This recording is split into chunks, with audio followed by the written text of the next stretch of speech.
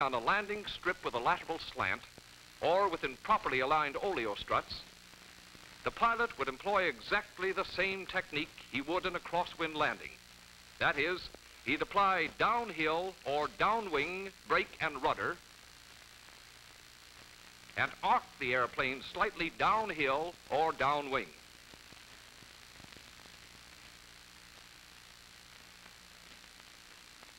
This SNJ is coming in for a crosswind landing, but there won't be any ground loops because its pilot knows his business.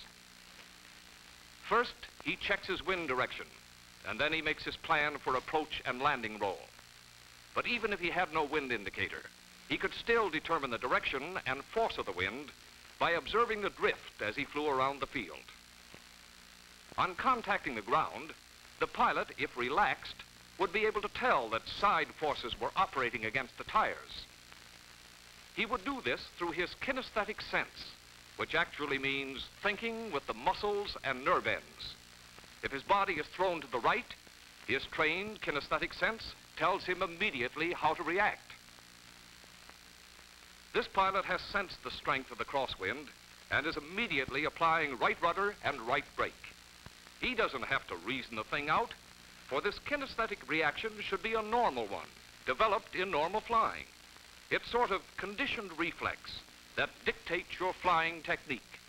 Look at those tires.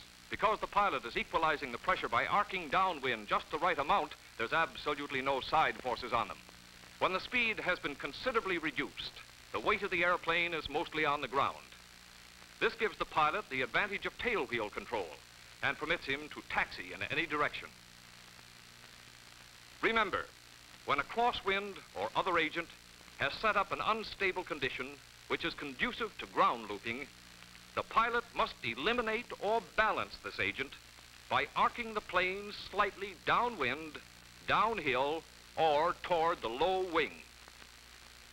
And learn to develop your kinesthetic sense.